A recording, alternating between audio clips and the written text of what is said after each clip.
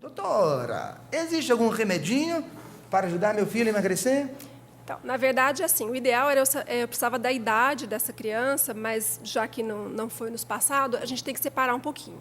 O FDA, que é o comitê que faz a liberação de medicação, preconiza o seguinte: as principais medicações para emagrecimento direto e específico foram liberadas a partir de 12 anos.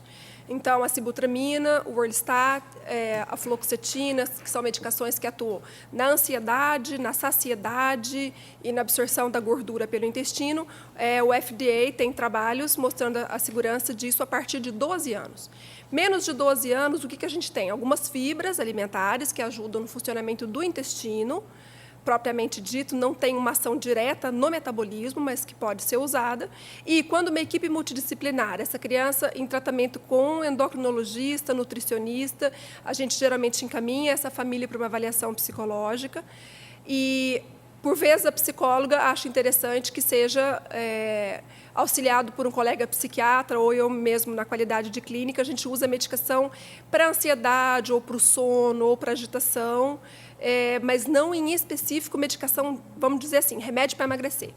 Os famosos anorexígenos, aqueles remédios tarja preta, que são derivados de anfetamina, esses nenhum são liberados para menos de 18 anos. Ok, nenhum obrigado. Em forma alguma. Muito obrigado, Priscila. Existe um dado que a gente vai conversar sobre ele no programa de hoje, que é fonte de uma pesquisa indicando que, no Brasil, a obesidade, que mundialmente a obesidade ela afeta hoje 10% da população. E, no Brasil, dados do Ministério da Saúde apontam que, entre 2006 e 2009, o percentual de obesos na população passou de 11,4% para 13,9%, valor superior, portanto, aos 10% apontados na pesquisa mundial.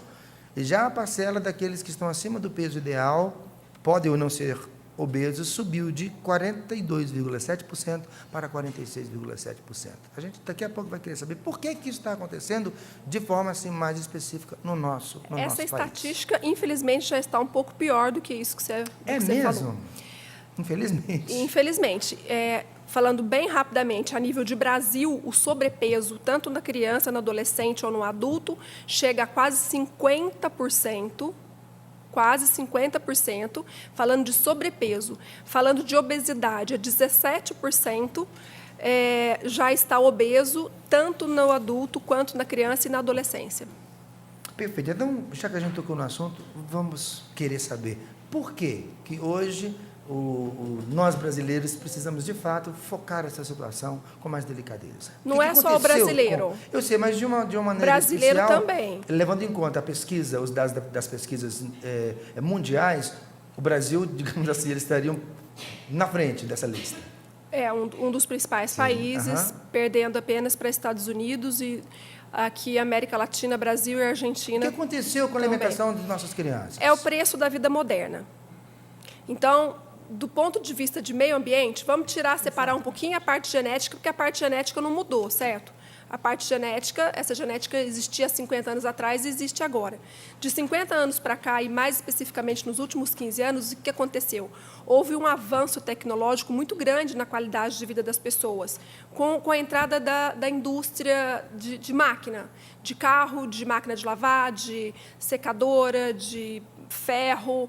O que mudou? Se você pega uma vida de uma pessoa de 50 anos atrás, que não é tanto tempo quando você estuda epidemiologia, a dona de casa, para fazer um frango, ela tinha que ir no quintal, pegar o frango, matar o frango, não tinha geladeira, não tinha gás, ela tinha que ir atrás da lenha, acender o fogão de lenha, quer dizer, a coitadinha começava o almoço 8 horas da manhã, para o franguinho estar cozido meio-dia.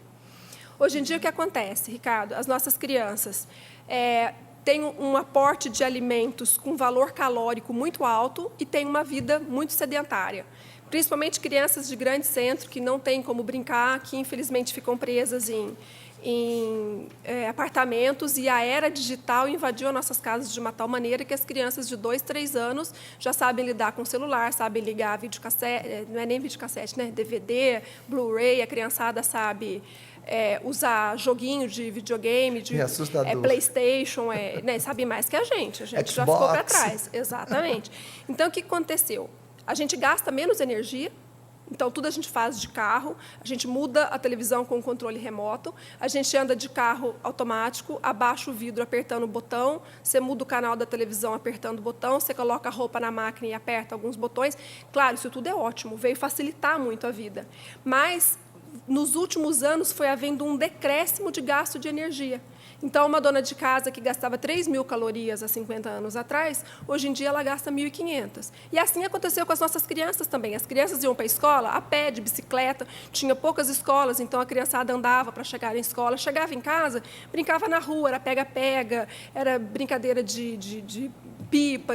Hoje em dia, as crianças ficam a maior parte do tempo em casa. No Brasil, a maioria das escolas é meio período. Então, meio período, essa criança geralmente está em casa, na televisão, no videogame, meio período está na escola, volta à televisão. E a comida? A comida industrializada ela tem muito teor de gordura e pouca fibra. A comida mais palatável, a comida mais prazerosa, a comida mais saborosa, infelizmente, são os alimentos que têm muita gordura e muita farinha, muito carboidrato. E a criança acaba optando por um alimento mais calórico e comendo menos alimento que tem fibra, menos fruta, menos verdura, menos legume. Isso não está acontecendo só no Brasil. Isso é uma epidemia mundial que inclui países de primeiro mundo e países em desenvolvimento como o Brasil. Infelizmente, nós estamos nas estatísticas quase igual aos Estados Unidos, que até então era o primeiro país em obesidade. E aí vem também outras questões. Vem outras questões que a gente pode considerar, né? Para ter essa vida toda, nós temos que trabalhar mais. O adulto tem necessariamente que trabalhar mais, que sair mais. E vem algumas consequências familiares aí, né? As regras, as normas, a colocação, o posicionamento dos pais em relação aos filhos não é mais o mesmo. Hoje a gente vê, por exemplo, crianças ditando o cardápio.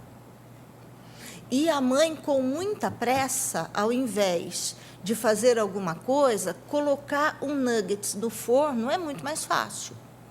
E a criança prefere. Então, o que a gente percebe, né, agora, do ponto de vista da psicologia, é que há todo um mecanismo também de desmembramento dos papéis da família. Aquele papel, aquela coisa, né, de que alguém dita as regras e sai para trabalhar, alguém fica em casa, coordena a disciplina, ou mesmo que saia para trabalhar, cumpra esse papel, a gente percebe que a família está perdida aí. Uma outra questão é a questão do filho único, né? O filho único, ele tem mais prazeres, e a gente vê vários casais optando pelo filho único para que possa dar o que eles chamam de uma vida melhor. E uma vida melhor significa o quê? Todas essas facilidades, mas todas aqueles chamamentos de propagandas de TV, que são comidas gordurosas, que são comidas sem fibras e que atrapalham o paladar da alimentação saudável, né? Então, acho que toda a questão da obesidade vem em função desse movimento que a sociedade tem hoje, onde parece que as pessoas não sabem muito bem o que elas são, nem o que elas estão fazendo ali naquela família, né? Parece que os papéis estão desregulados. Automaticamente, desregula a alimentação. Beleza. Cris, muito obrigado. Não é perfeito fazer a parceria? Muito obrigado. Não é? Inclusive, não é importante? Fundamental. Né? Quero agradecer a Cris por tornar o nosso assunto mais complexo do que a gente pensa, porque alarga muito a visão da gente a respeito da nossa família, do nosso dia a dia. Enfim, são pontos que todos nós temos que pensar, rever com toda certeza. Eu quero continuar com a Cris, eu sei que a Leila tem pergunta para ela. Vamos lá, Leila. A pergunta vem do Anderson e ele pergunta o seguinte: a obesidade infantil pode ser uma autocondenação da criança que se sente culpada por não ser exatamente o que os pais gostariam que ela fosse? Anderson, pode ser, mas pode também não ser, né? Tem uma coisa em psicologia que a gente toma muito cuidado, que é cada indivíduo é um indivíduo com a sua história.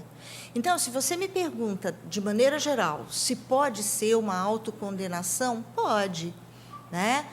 Mas também podem ser outros mecanismos aí inseridos e aí envolvidos. A gente sempre precisa olhar a história de cada um. Num dado muito superficial, a gente não sabe, quer dizer, o que esses pais querem que essa criança seja, qual a expectativa desses pais, quais as condições que esses pais dão para que essa criança cumpra essas expectativas. Então, é muito importante a gente sempre pensar assim, cada ser é um ser único e tem uma história única que precisa ser compreendida como única mesmo. Tá ok? Cris, diz uma coisa para mim, a partir da tua experiência, você tem visto os pais se aproximando de seus filhos na percepção de problemas de saúde, quer seja a obesidade ou outros problemas?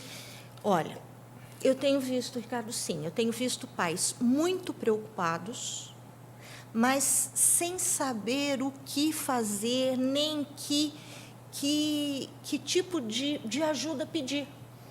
Né? Então, é muito interessante que, por exemplo, um programa desse, ele vai colocar em pauta questões que são muito angustiantes. Os pais estão, sim, preocupados com não só com a obesidade, mas com várias questões, e eles não sabem bem o que fazer, como conduzir. Qual é a tua orientação como psicóloga para os pais, então, que se veem assim, nessa posição, nessa procurar situação? ajuda. Né? Existe o Quer dizer, se o pai não sabe como chegar, ele procure então ajuda. Exatamente, sim. Né? E, assim, essa aproximação dos filhos vem por meio o quê? Até voltando para a obesidade, né? Uma coisa, por exemplo, muito comum, o pai separado. Né? Ele se transforma no pai amigo das guloseimas, porque no fim de semana a criança come o que quer, né?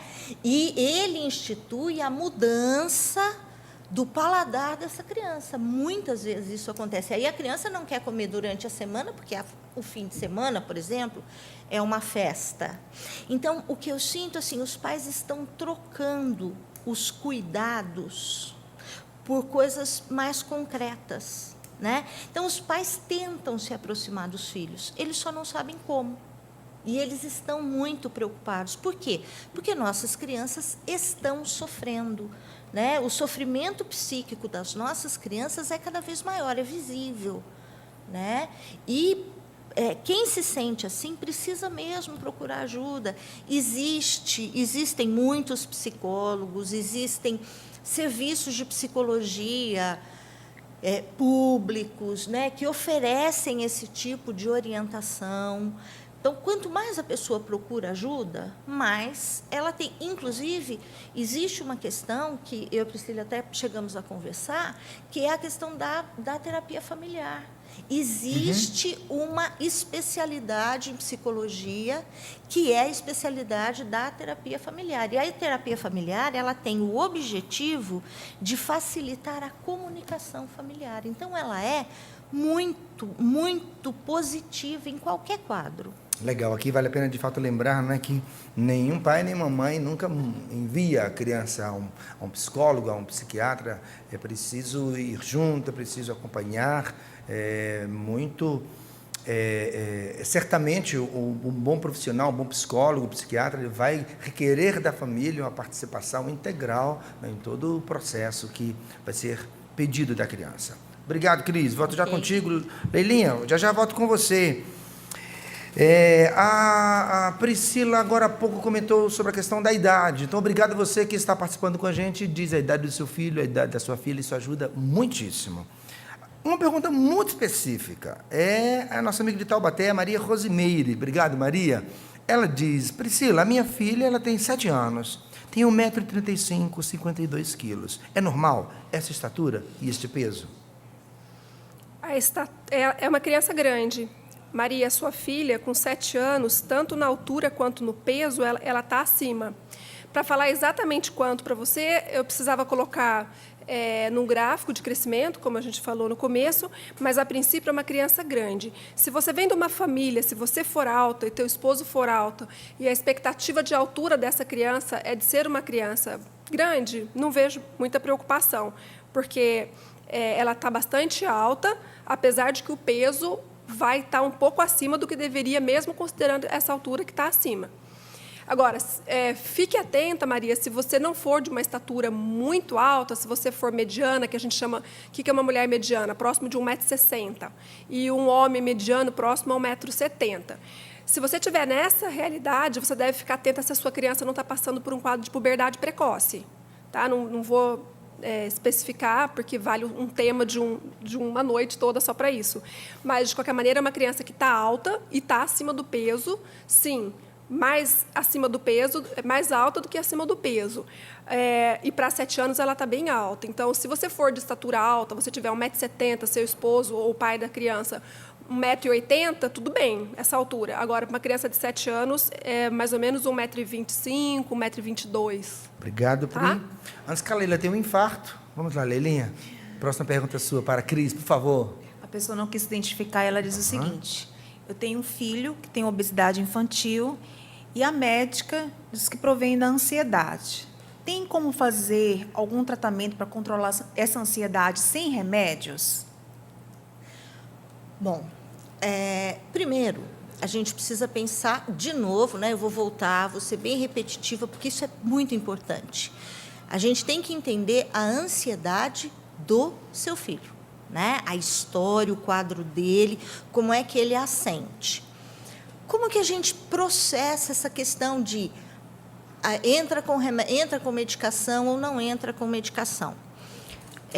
A gente faz uma avaliação, o psicólogo faz uma avaliação em consultório, identifica de onde vem, então define, esclarece essa ansiedade, porque a ansiedade, né, não é uma coisa mágica que aparece na vida da criança, e dá todas as orientações, porque muitas vezes a gente pede para procurar um médico para fazer uma avaliação paralela, e o médico geralmente diz, não, a gente não usa muita medicação para crianças ansiosas.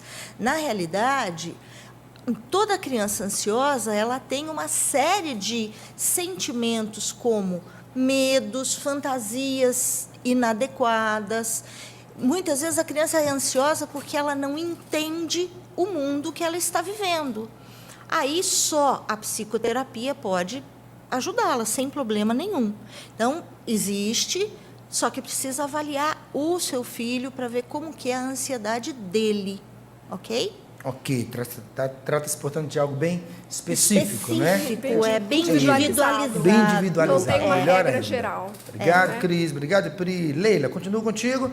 Sua pergunta está chegando. A Leila recebe sua pergunta através do e-mail trocandoideias@cançãonova.com e do twitter.com/ptrocandoideias. A pergunta é para a doutora Priscila Aquino.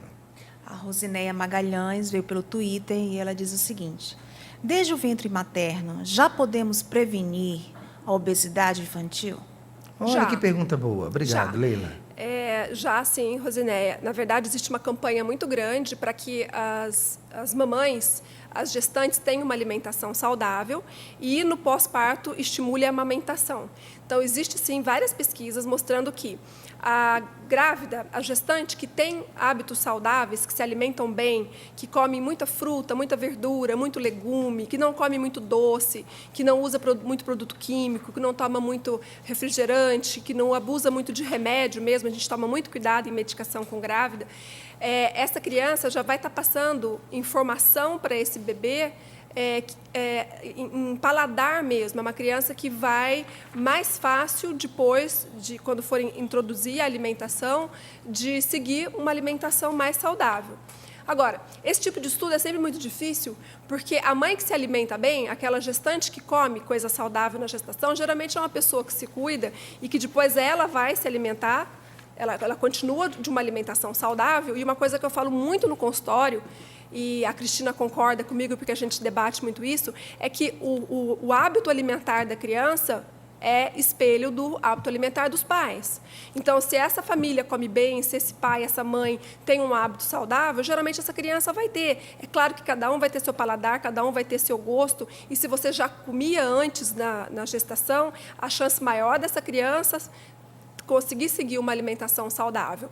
Mesma coisa quando essa criança está mamando. Então, se você está amamentando, a Organização Mundial da Saúde, além de fazer essa campanha para amamentação, de prevenção de doenças, de proteção de desnutrição materno-infantil, a amamentação, além de passar tudo isso de bom, além do vínculo afetivo, que é maravilhoso, ela também previne a obesidade. Então, estudos mostram que crianças que foram amamentadas até 1 ano de idade, o índice de obesidade na infância e na vida adulta é menor.